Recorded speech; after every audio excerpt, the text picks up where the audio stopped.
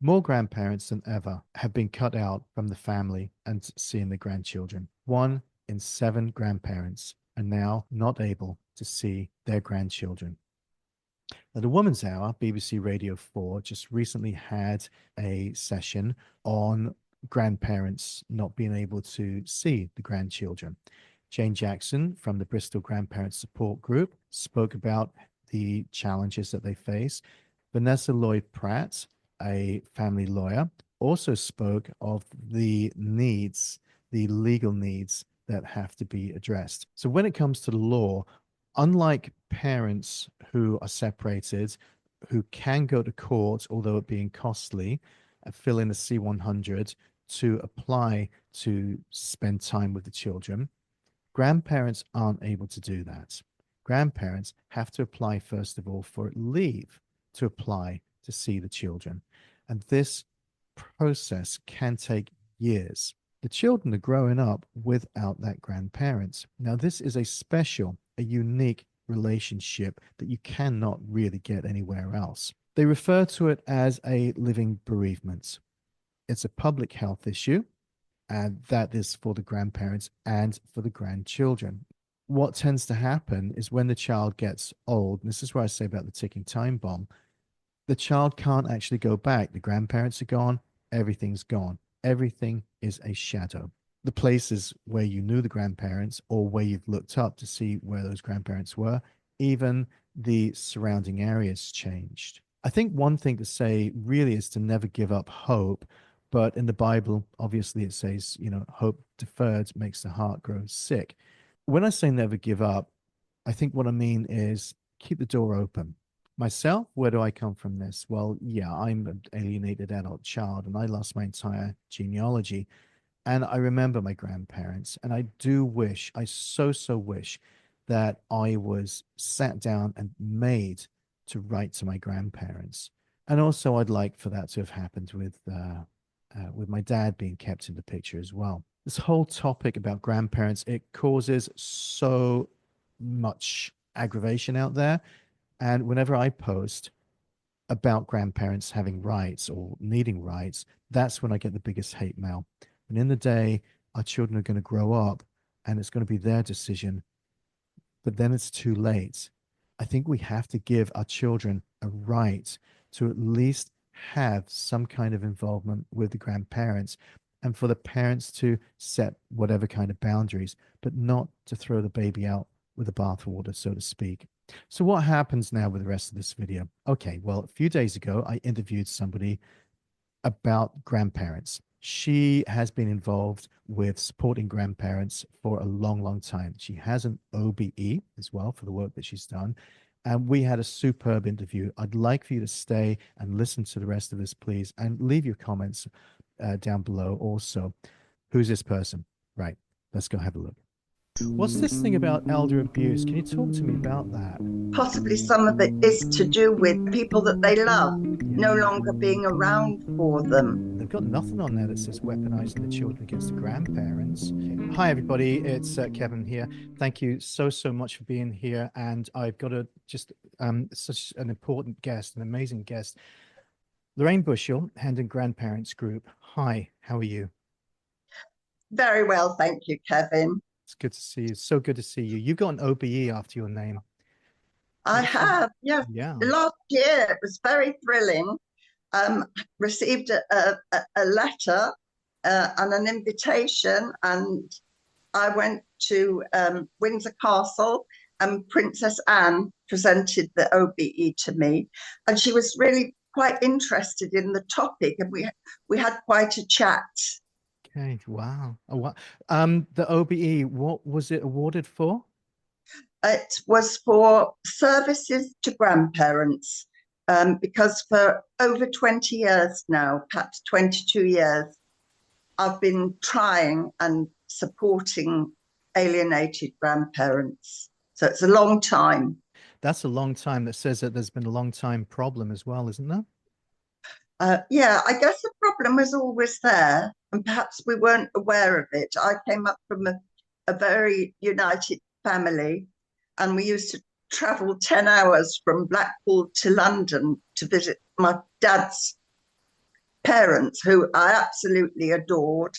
And we had my mum's dad living with us in Blackpool. He was widowed, and also my mum's brothers. So we were loads of family, always family together. And family's very, very important to me.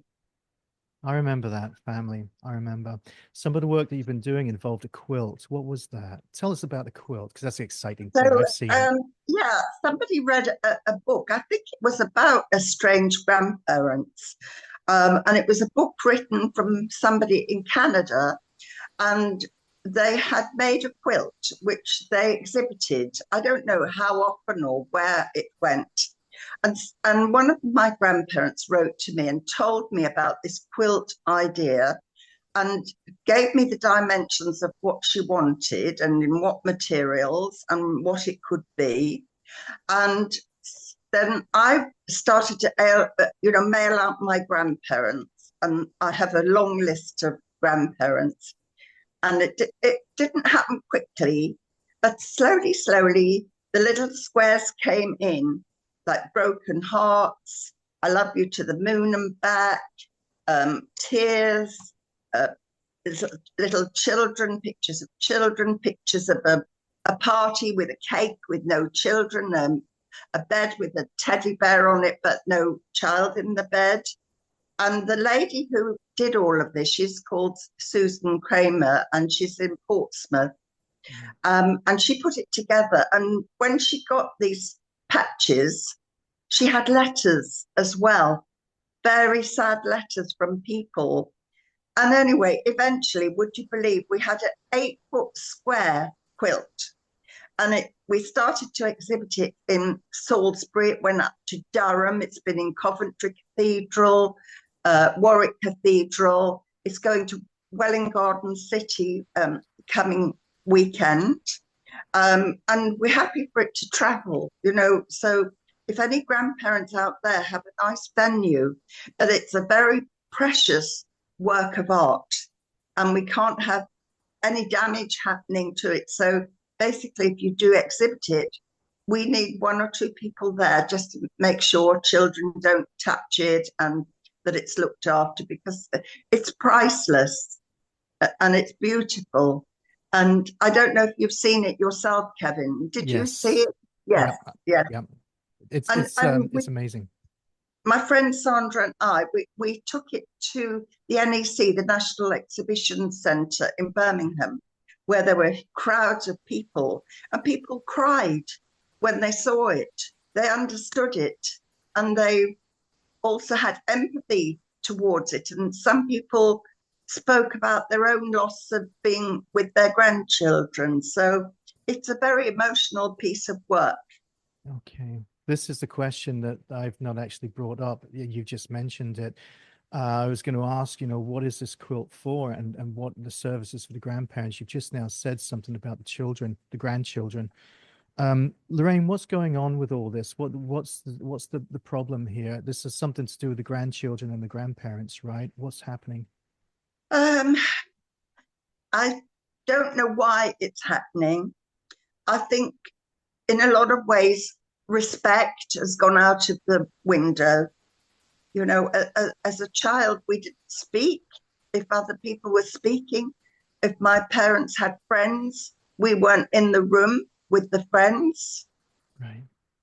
It's just different today. Everybody's so busy with their iPads and their phones and their TikTok and Instagram. I can't believe, people spend their lives on these pieces of equipment, and it's just not right. It's not right, and I worry about children and the eyes later on, because I think there's going to be problems. Yeah. But why is it happening? I don't know. It's like cancel culture. We don't want you, get out, and it's very, very difficult to deal with people. For me, it's my daughter-in-law is a French girl, and it was all about her and her family. And when she was courting my son, she was very nice, and I thought, what a lovely girl, and paid towards a wedding in Paris, and it was all wonderful and marvelous. until the twin boys came along 23 years ago. I wasn't allowed near them. I wasn't allowed to touch them. She seemed to have a thought that maybe I had a cold sore on my face, which I didn't have a cold sore on my face, but this thing blew up in her estimation. And I wasn't ever allowed near the children. And then little by little, I was stopped completely from ever seeing them. I went to their house and my son answered the door. He said, "You can't just turn up at the house like this," and went to slam the door on me. And I said, "Look, I've come to see my grandchildren." I mean, I was heartbroken. I couldn't stop crying. I think I had other things going on in my life. Sadly, I had a bipolar son who since died about 8 years ago. And my mother-in-law, my late mother-in-law, had a massive stroke. So I had those two things going on. And at the same time, I had new little grandchildren, which was fantastic. And now I wasn't allowed to go near them. I wasn't allowed to see them, touch them, hold them, nothing. So it nearly killed me. I'm telling you, I was really very ill. I really thought I was going to have a breakdown. I'm so sorry. Anyway, thankfully, I pulled myself out of it. And then I thought, maybe there's other people in this situation like this. So I had a little hall in a local church. I was based in Solihull, and I am in Solihull at the moment. And we opened the Solihull Grandparents group. And 1 or 2 people came, and then 4 or 5, and then 6 or 7, and then 16, and then 20. And these people just kept coming. And it was unbelievable, the number of people who turned up in the church with the same story. And then I thought, there's nothing in London for Jewish people. I'm Jewish, so I thought maybe I'd start a Jewish group. So I did. And would you believe so many Jewish families in this situation? It's, and people had said to me, "I thought Jewish families were so united." I said, "So did I." But good point. And when I had my meetings, I had held meetings in Hendon. I had lovely people in the room. And when I have my Zoom meetings, I have lovely people. You think these people wouldn't say boo to a goose. What is going on? Why are they being denied contact? And when you ask them why, they say, "I don't know. Wish I knew what I've done or what I should have done." Yeah, this is really weird, isn't it? Just like you said before, there's no way that we'd say boo to a goose back then. We loved our grandparents, still love our grandparents and our parents as well. And for some reason now we are disposable. You're disposable for some reason. But surely there's got to be a law, isn't it? There's got to be a law to stop that, because that's inhumane, I think. It is inhumane. On the continent, countries like France and Belgium, they have laws whereby the grandparents and the aunties and the uncles, they're all part of the wider family, and this is written down in law. But we don't have such a thing here. So in order to, well, if you really want to go to court and spend about 30,000, first of all, you can't just go to court. You have to apply for leave to the court to be allowed to go to court, and you have to produce references and documentation. These days they try to enforce mediation prior to any court hearings, but if the other party doesn't want to do mediation, it's not going to work. So that's it. So some of my grandparents have gone to court. They haven't all been successful.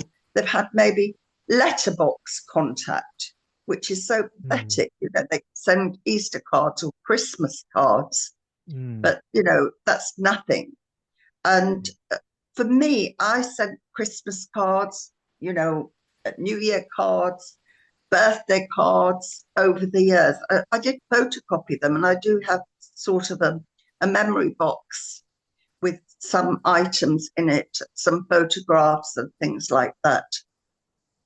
But whether I'll see my grandchildren, it's very debatable. I see my son.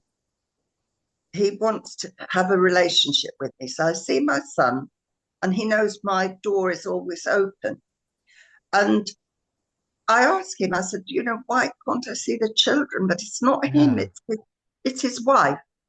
And I think he wants peace in his home, which I understand. He's been married 25 years now. And it's all about his marriage and his wife and his family and his unit. And it's Okay. definitely not about me. That's a problem, isn't it? Huge. I can see that. So what I can see then is what I'm picking up from you is that there's the grandparents, but then there's the family. There's the grandparents, but then there's the family, is what they're seeing, isn't it? And he's trying to keep peace within the family. The grandparents would be okay. Grandparents would be, they're still there. But the thing they're missing, and this is the thing you brought up earlier on, is the grandchildren.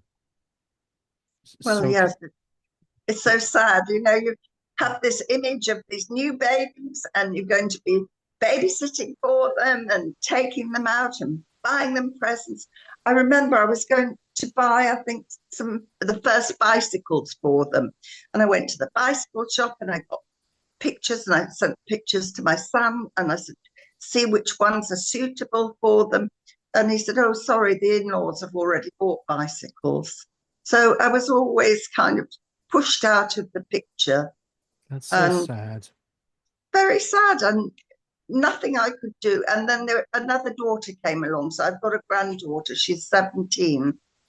And when she was born, I went to the hospital and I said, I hope I'll be allowed to bond with this child.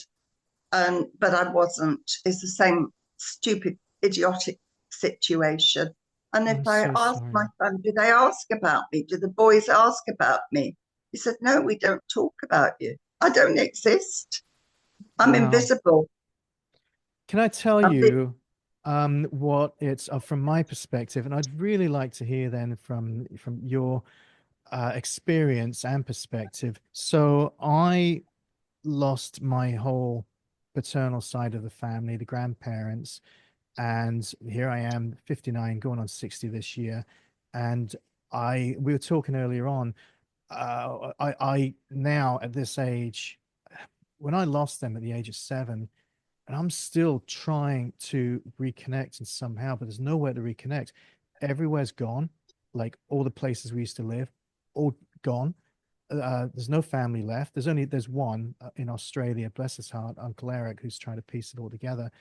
But for the sake of having a family growing up with my mum and however many number of men that she had, and not to disrespect her at all, but that family, then there were, my paternal side of the family, again, to her, didn't exist.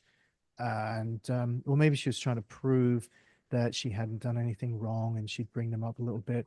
But to me, they not only existed, they were such an integral part of my being and my identity that having not been able to keep that connection going with them from that age of 7 onwards, it had serious mental effects as well as physical effects and life choices. Am I the only one that goes through that, or is that the same across the board? Yeah, I think it is the same across the board. I think everybody's got similar kind of feelings. I mean, it's terribly sad to think I've got 3 grandchildren who don't know me. Yeah. They've missed out Yes. on knowing me as much as I've missed out on Hmm. knowing them. Hmm. And I said to my son, you're bringing up those children with half a family. Hmm. And Hmm. one of my nieces wrote to my son and said, you know, the children don't know about this fantastic other side of the family because, my side of the family is a very interesting family with a grandfather from Latvia, and he had 9 children. and ran a hotel in Clacton with his wife. And, it's a whole story, like an embroidery almost of all this story about each of the children and what happened to them. And my grandchildren haven't got a clue about that side of the family. And I think it's important that they should know about the family. There's a big, huge part missing, isn't there? And they're going to be spending the rest of their lives when they're older trying to piece it all together. And many of them, they're not going to have any way of being able to piece it together. There's a massive hole, massive. And people think, well, that doesn't matter, but it actually does. Huge. So when it comes to the children, we know there's a serious impact. Okay, so look, we know about parental alienation, and there's a tremendous amount being said about the damage it does to alienated parents. Surely there's got to be some distinct differences to the problems when it comes to alienated grandparents and not being able to see the grandchildren. I remember Ben Hine was on one of your Zooms, and he was talking after some research. He'd highlighted that there were some distinct, important differences and challenges that grandparents face when they're being alienated from their grandchildren and their children. He mentioned one thing. I don't want to sound morbid, but he said, well, time. There's very little time left, and they don't have. True. There's not that hope, is there? There's little. No, there isn't. I mean, I know of 7 grandparents who've actually committed suicide. Oh, geez. And if you think, for example, of a grandmother or a grandfather living perhaps down the road from the children and the grandchildren, and it's Christmas, and this person who's elderly is alone. Yeah. And feels like he's got nothing to live for. And that's just terrible, that people should feel so low that, and people get diabetes and they get heart attacks, and when I have people coming on the Zoom, I say to them, look after yourself. Your health is the most important. Eat properly, go for walks, be with people who love you and who want to be with you. I just don't want grandparents to get ill over this. You have to move. Look, I've moved on. I've had some really rotten blows in my life. As I told you, I lost my son, and 6 months later, I lost my husband. So it hasn't been easy to pick myself up again, but I have. And I actually consider that I'm lucky, because I can drive, and I can, thank God, see, and I can hear, and I can look after myself. I'm not a youngster, and I can travel. So I actually say, although I've got this terrible tragedy in my life, I've had to move on. And that's what I would encourage people to do. If you really feel that you can't move this situation, that you can't make the situation better, move on with your life. Be with people who want to be with you, who love you. Be with your friends. Go and join the U3A. Get out there. Don't mope. Don't be on your own. And this is my message. Look, I'm not a psychologist, a psychiatrist, a sociologist. I'm nothing. I'm just another grandma who's suffering because I don't see the grandchildren. But I'm not going to let it kill me. I hope I live a long time. And I hope perhaps maybe one day those kids might come and see me. They know I exist, because I have sometimes tried to contact them. And then I get a racking from my son. How dare you, write to the university? How dare you do this? So I'm really better not to even try. And people say they're old enough. They're 23. They could come but they can't. They live at home. They also want a peaceful life. Wow. And they're still under the thumb. And they're going to be under the thumb for a long time, aren't they? It took such a long time for me to break out from being under the thumb. 50 odd And yeah, I just want to make a distinction to everybody watching and listening to this. The part where Lorraine said about move on, what she's not saying, what we're not saying is forget about everybody. What she's saying is keep the door open, and but we can't like just dwell in the pain. We can't just be there and not have a life. We've got a life, and Lorraine's saying live that life, and it's a kind of living with that pain and nurturing it, I suppose, but not closing the door. She's not turning her back. We're not turning our backs. We're just embracing our lives still. Is that about right? Is that what you mean? Absolutely. The door must be left open, Okay. and if they come, you welcome them with open arms, Yeah, you but do. just move on with your life until it hopefully happens for you. What's this thing about elder abuse? Can you talk to me about that? Yes, we feel, a lot of us, that we are being abused by our children, not allowing us to see the grandchildren. And yes, it has a name, and it is elder abuse. It's very sad that we're being treated like this. This is why we talk about the power and control wheel with Kafkas talks about it, that they've got weaponizing the children. They've got nothing on there that says weaponizing the children against the grandparents and or everything else that happens. Elder abuse. I think that needs to be spoken about a little bit more. Is there anything that you've heard about the children that I might not have heard, or maybe I can relate to as well? When the children, the grandchildren rather, when they get older, perhaps even during the time when they're not with the grandparents, is there what do you know about the damage that's caused to the grandchildren? Well, I think when the kids are young, and there's a lot of grandparents who do all the babysitting and all the school runs, Mhm. and then suddenly the grandparents are no longer in the children's lives. That's Yeah, a terrible thing. And I know today there's a lot of mental problems with children, and possibly some of it is to do with, people that they love yeah, no longer being around for them.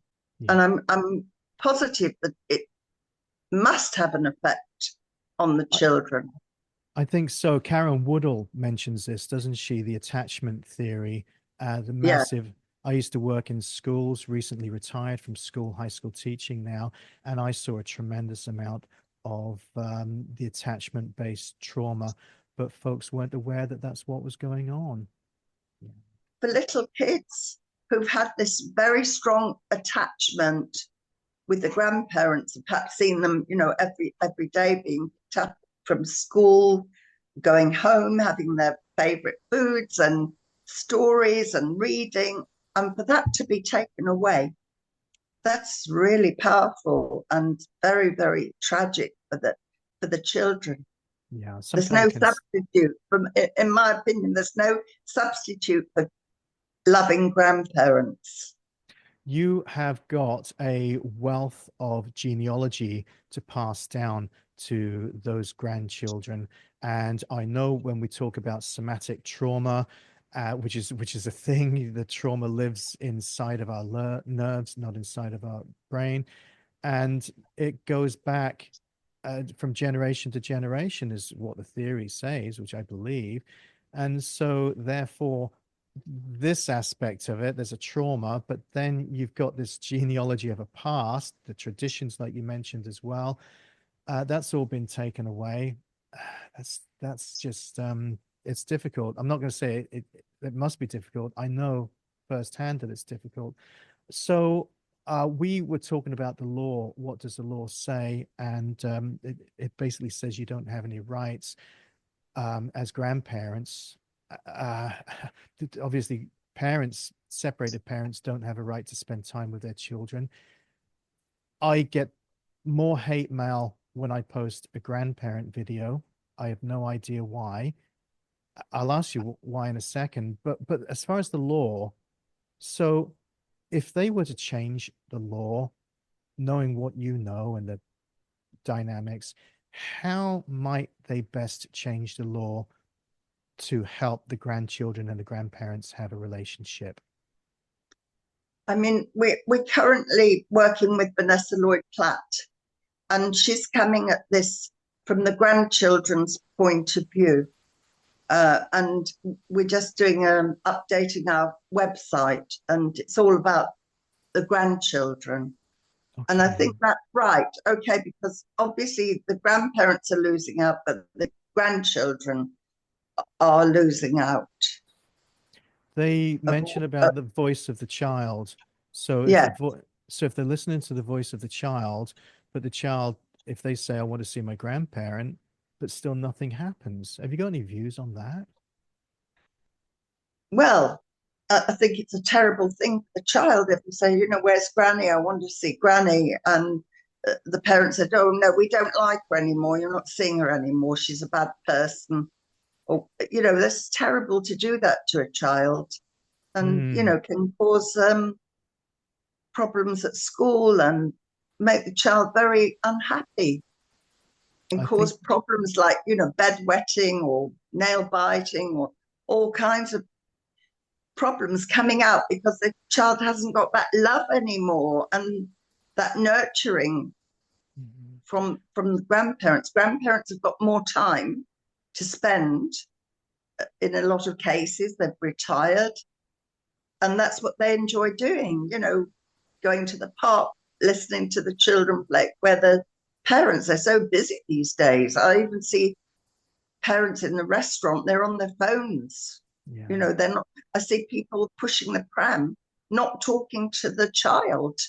And Yeah. now they say at school, the children go to school and they don't have verbal skills. They're not even nappy controlled. Hmm. That's terrible. That it's this communication that is missing. And if they have the grandparents, there's more communication for sure. Full disclosure on my side, I didn't stop wetting the bed until I was 10 years old. And it was because of being torn away from my other side of the family. So yeah, you're spot on.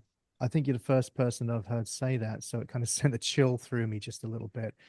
So the Children's Act, the UK government's not adhering to the Children's Act by the sounds of it. Would that be right? Yes, I mean we're trying to update the Children's Act, Okay.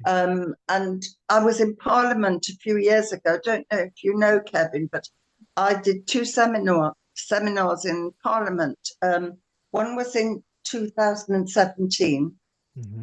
and one was probably in 16, when I had Esther Ranson, Hmm. Vanessa Lloyd Platt, and a variety of MPs. I had the Hendon MP at the time was Matthew Offord, and I had Nigel Huddleston. Lord Blunkett has been Yes. terrific and a great supporter. So I did this twice, Okay. um, I know about trying these, to, yeah. uh, you know, raise awareness and trying to get the laws changed. But things take time. It doesn't happen overnight. And whether it No. will happen, I haven't got a clue. What's But stopping it from happening then? So many people um, talking up. well, I just think every time we tried to do something, there was COVID happened or Brexit happened or something far more important Okay. happened to stop. You know, like we had a petition going. This was before the internet, Hmm. and I handed it in to David Cameron Okay. with all these signatures. But again, the government changes, things happen all the time, and you're banging your head on a brick wall. So all I can do now is just give support. I think it's very important that people know they're not the only one. Okay. And when they come, we're only on Zoom now. We're not face to face because people come from Durham and from Coventry and from south, west, north, and east. So Mm-hmm. you can't do face to face anymore. So we're on Zoom, and I say to people, if you want to tell your story, you're welcome. but don't feel that you have to. Um, Yes. but Yes. I think people feel better when they can talk about their story and they're with people who are in a similar situation and who understand what it's like to be deprived of the love of the grandchildren. And it's just a support. I run a support group. That's all I can do. I can't solve the problems, but just offer support, let people know you're not the only one. There's too That's many right. of us, you know. That's I mean, that's years right. ago, they were 2 million grandparents. I reckon it's double that now, at least. Yeah. And sometimes we've read about this little child being murdered or that little child being abused. Where are the grandparents in all of this? Mhm. Where are the grandparents? The grandparents should be there. They should be part of the family. And it's very sad. The grandparents actually bring stability, don't they? The grandparents have lived through practicing being a parent and practicing trying not to lose their cool. And, they get to the other side and they see a different aspect, different way of looking at life. And we're calm, a lot more calm these days. And we don't waste our time at this age now. We don't waste our time on trivial matters, and we actually see people and we see the grandchildren as well. What a brilliant gift to give to the children. But you're being denied that gift, and my grandparents are being denied that. I think it should be a right. But I don't know. I was going to ask you a question of why people alienate grandparents. A lot of reasons, Kevin, a lot of reasons. I mean, I've heard such tragic stories. Um, I could maybe mention one of the stories that one of the grandparents who's come to my group, her daughter died. Right. Very, very sad. And she had a very good relationship with her son-in-law and the two grandchildren. Mm. The son-in-law met a lady, and the lady gradually pulled him away, and they adopted these children. I suppose they were his children, but she became the legal mother, I suppose, to the children. And little by little, they pushed the grandmother out. Mm. And now I understand that they're going to go and live abroad. Mm. So, what a tragedy. You've lost your daughter, and now you're not seeing your grandchild, and you're not wanted. Mm. And there's no rights. You've got no rights to be able to say, hang on a second. I'm so Yeah, sorry. I'm so sorry for that person. I think I remember seeing that person. I was on one of your Zooms before. And by the way, yeah, everybody, those Zoom yeah, sessions are not intimidating whatsoever. They are the most welcoming sessions. And I think it's twice two that I went on. I spoke one of them, yeah, and Ben yeah. Hine was on another one. And they're the most welcoming, like I said. But I think you might have touched on perhaps grandparents are not valued. You mentioned over in other countries that they place the value on grandparents. And this is the problem, possibly. Grandparents are just, they're the family. There's no value placed on that at all anymore. And That's I'm so true. sorry. A lot of reasons. Yeah. I've just given you one reason, but Yeah. I've heard drugs, Okay. I've heard GBH, Okay. murder. Okay. People always think, oh, it's divorce. Yes, sometimes it's divorce. Okay. Suicide. Can you believe these terrible stories that I've heard over 20 odd years? Absolutely heartbreaking stories. So you And really not need this. many successes, very few successes. But I did have one of my grandparents recently phone me up and said, I've got some news. I said, I hope it's good news. She said, it's good news. Okay. Great, what is it? And she said, I'm seeing my grandchildren now. Okay. And I'm so happy. I said, look, come to the next Zoom meeting and please tell everybody Mm. because we need some good news for once. Mm-hmm. So I can see, it's there's so many different reasons, and that would mean that we'd need the social services and the law to actually help on all of ours behalf to keep the children, the grandchildren together with the grandparents. Since there's so many different reasons, would you say? Yeah, definitely. we just need things to change all round and for grandparents to be valued again. Yes, the grandparents to be valued. Yes, I always remember those days of going to see Nan and Granddad or great grandma Hodgetts and, and their grandparents. They'd have all these stories to tell. And I remember my granddad talking about how he used to ride his motorbike when he was in the military in the war. And not many people doing that. And these fascinating stories. Well, oh man. And the little games that they'd give us, and they'd introduce us to people. They knew who were the safe people. And our life was just so much different. I remember it. And then we lost it. So I'm so Yeah, glad that you're speaking up. Actually grateful, not just glad. I'm totally grateful because people like you, and you're a tremendous person. You've carried this for 20 years, helping other people and also speaking up for it as well.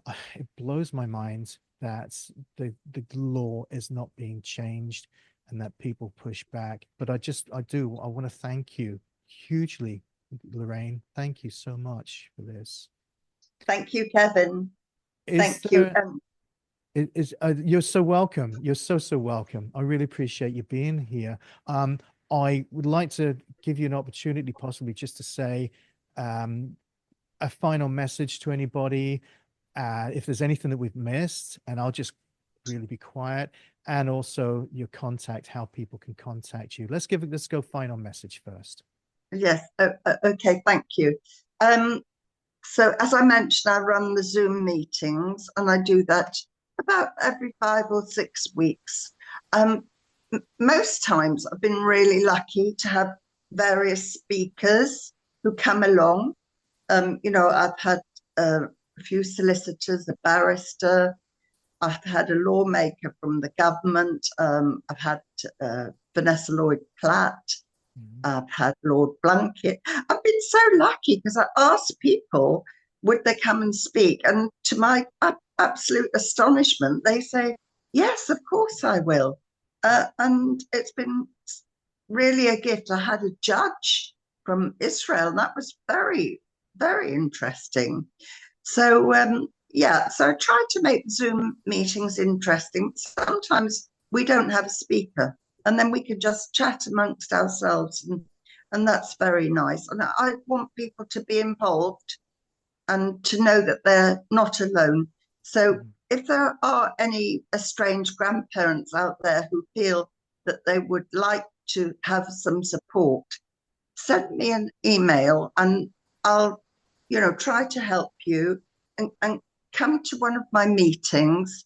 Well, one of my grandparents wrote to me recently. She was undecided about whether or not to go to court. And I'd had a speaker who helps people self represent.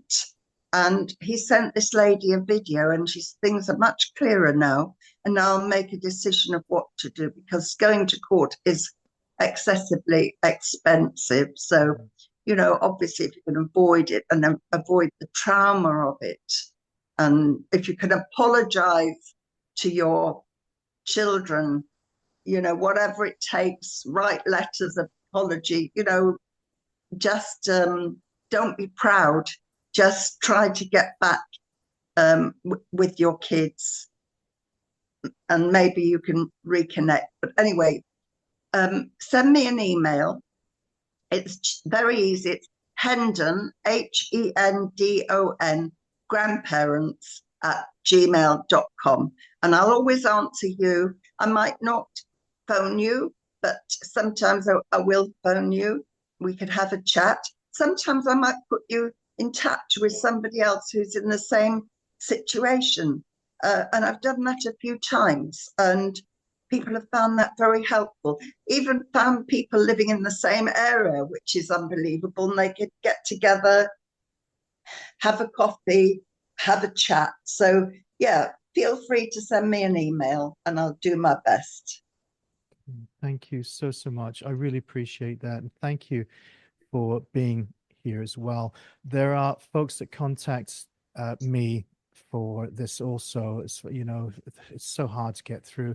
People waking up to the fact that they're alienated grandparents or alienated adult children who've lost their grandparents, their genealogy, and realized why it was so difficult to actually go through life.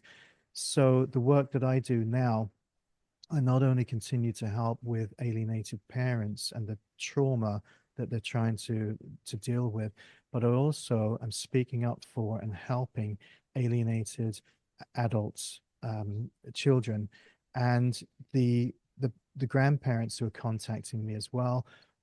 Do please get a hold of Lorraine if you need some support from me as well for the coaching.